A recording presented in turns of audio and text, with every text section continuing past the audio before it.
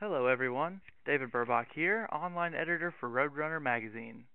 I'm speaking on the phone today with Brian Smyj, stunt coordinator for the new movie The Place Beyond the Pines, which comes out in theaters today and features some spectacular motorcycle action.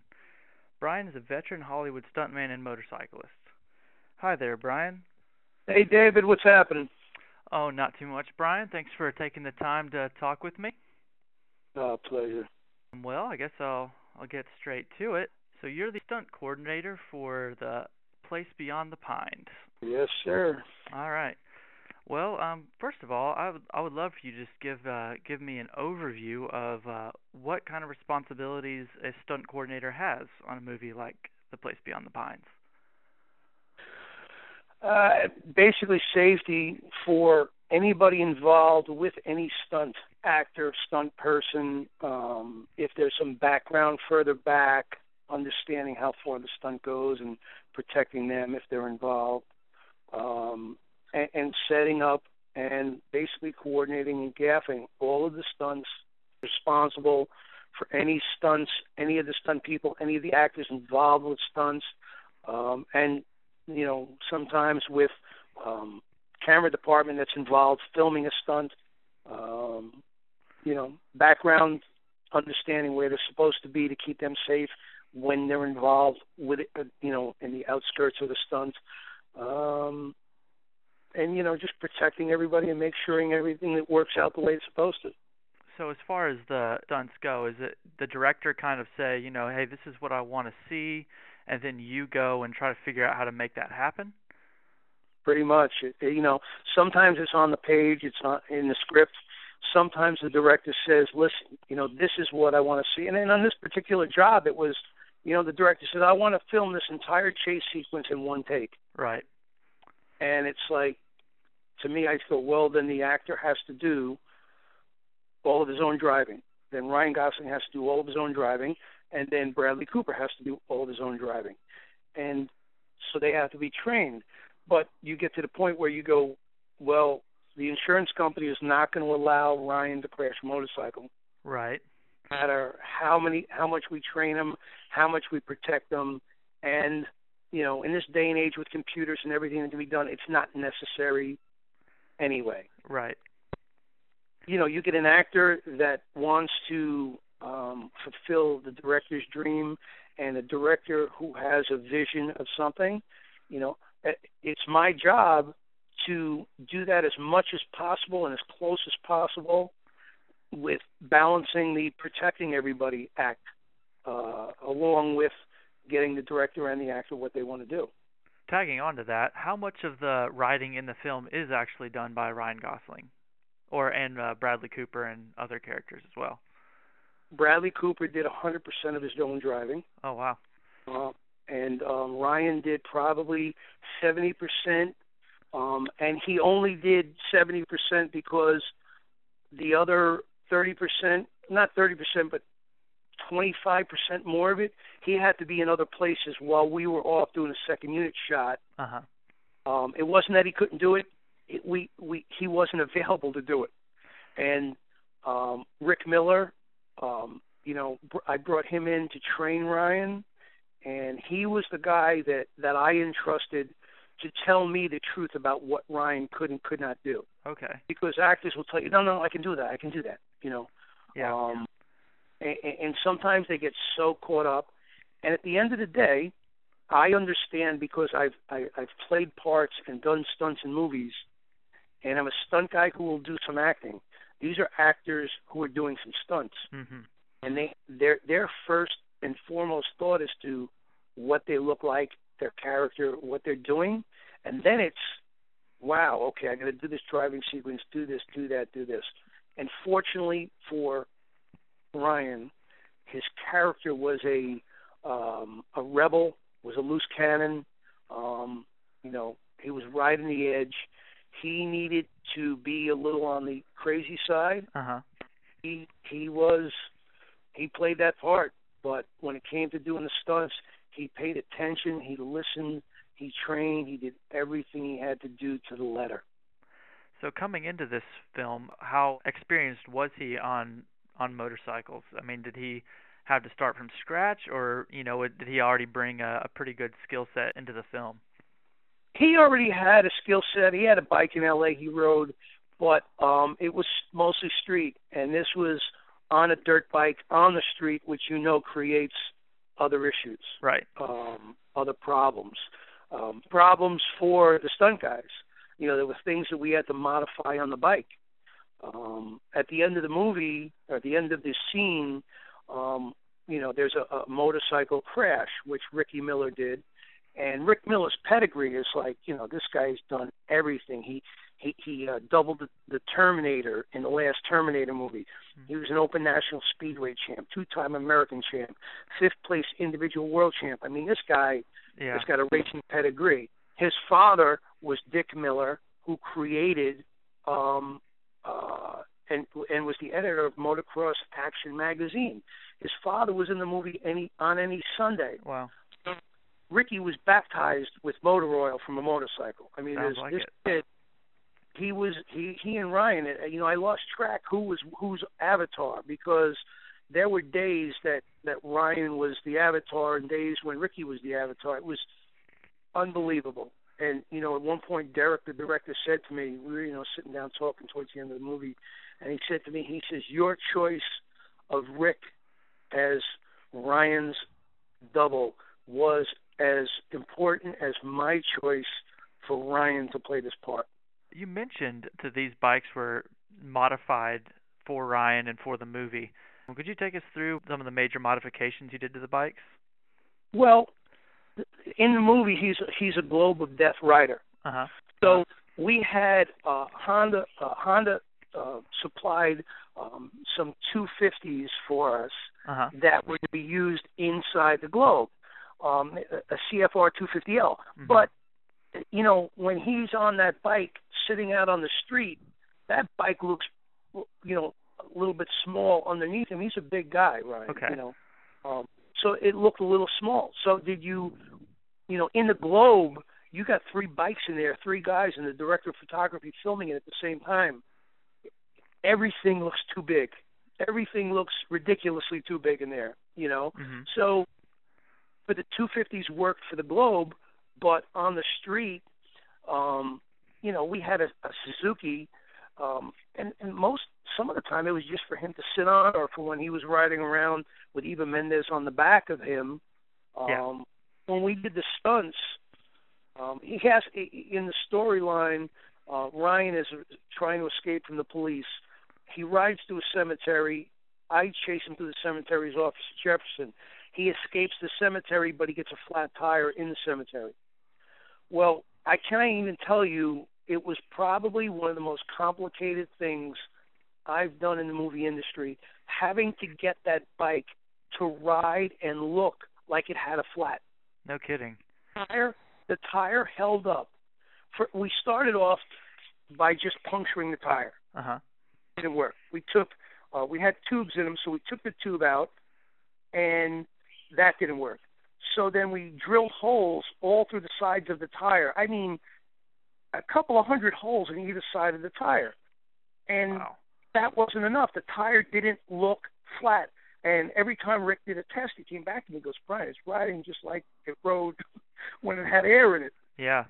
So ultimately we put bead locks on the tire, and we cut big sections of the sidewall out with a Sawzall.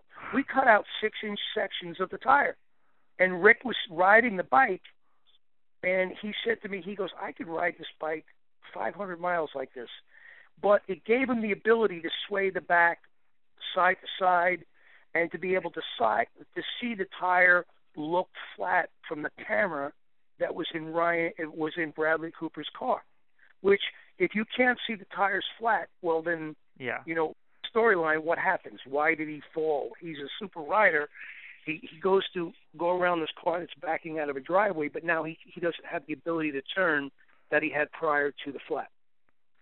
So that whole process was so complicated to just make that one. That's not something you're thinking going in. Yeah, we'll give it a flat tire and we'll ride it. You also mentioned previously the Globe of Death scene, which is a prominent scene in the movie's previews. How is it even remotely possible to keep everybody safe in a stunt like that? Rick was up there training, and those guys came in, and they went, they set it up, and they do their own thing. And this is what they do. The three guys that were in there were Monty Perlin, Sam Wagner, and Erwin Urias. They're all Globe guys. Monty does a lot of film work for movies, but he started out as a Globe guy. And, Rick and I were watching these guys in there, and Rick is going to me, he goes, everything in my body tells me to tell them, you got to stop this. Because there's two of them circling that are horizontal, and then one is looping between them vertical. Right. And you're looking at this going, oh, my goodness, like a tenth of a second, like 100th of a second. A heartbeat off, and it's a train wreck. Mm-hmm. It's a train wreck.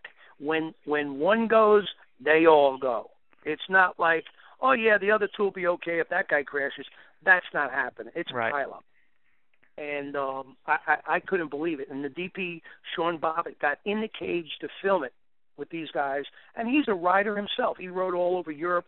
He's got a BMW, and he rode all over Europe. And he loves bikes. And he got in the cage himself to film this stuff. He, filmed it with three guys in there, plus him in there filming it. So the Globe is not that big to begin with. I don't know if you've seen one of the older school ones. Yeah. I got to tell you, this thing is probably only 15 feet across.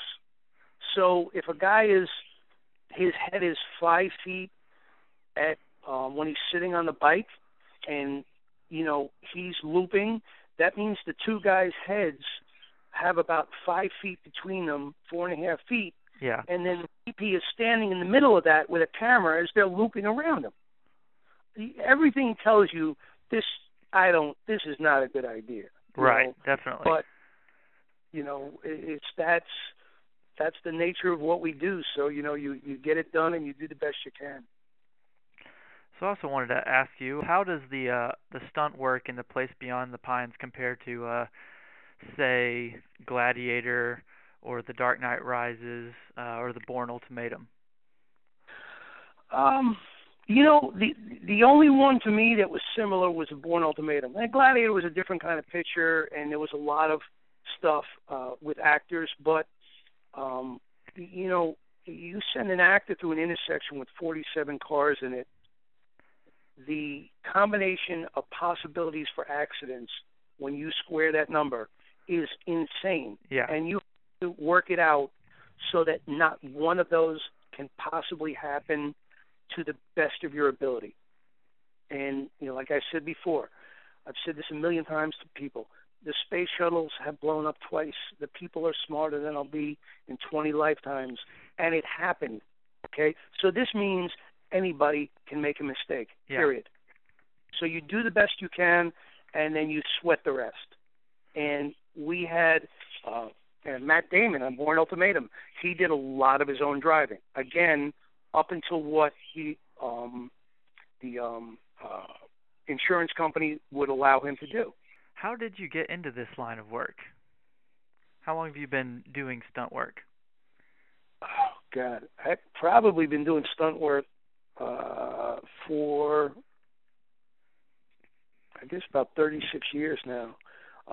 In the film industry, actually in the union for about 27 years. Wow. I had a background in martial arts and loved dirt bikes and the three-wheelers at the time. It was, it was before quads. Uh-huh. And, it was just one of those passions for something, and I found an outlet. I was a railroad conductor, and I loved the movies. I was a movie fanatic.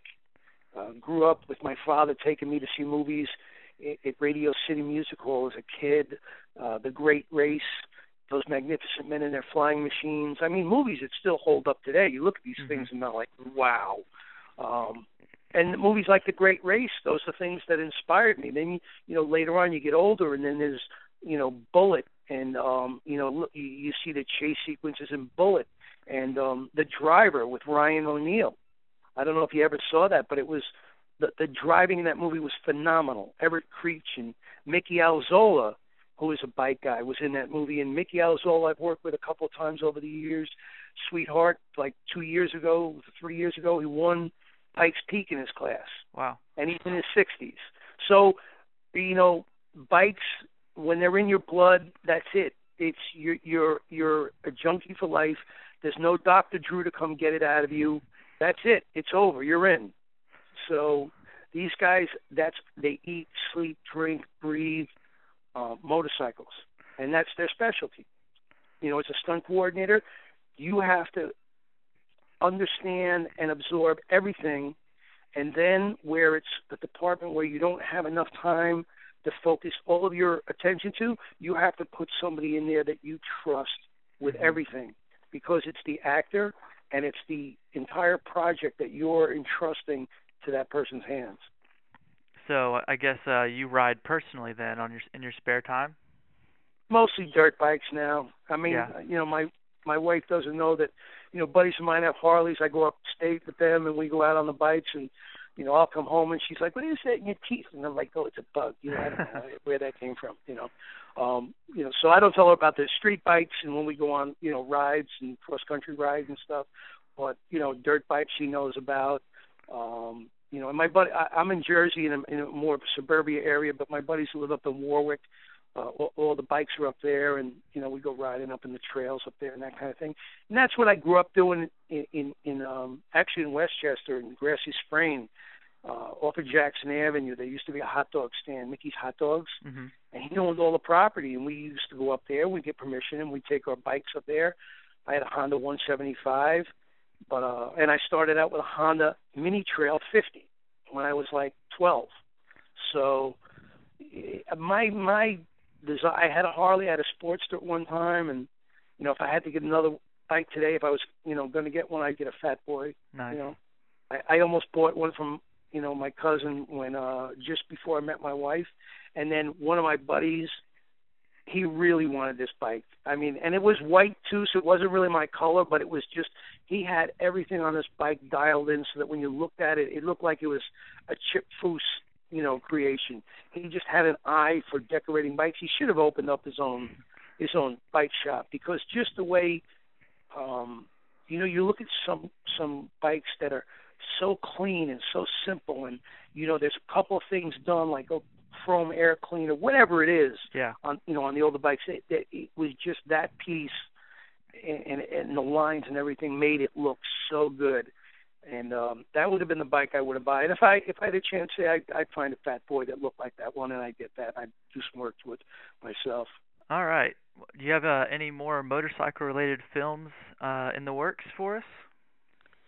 You know what? I don't know, but what happens in this business is the minute you start doing something with that kind of stunt, doesn't matter what it is. I rode a bicycle in Natural Born Killers years ago. I crashed the bike, and then I got called to do all of these bicycle crash stunts, like there was some kind of special talent to locking up the front brake and going over the front, of the bike.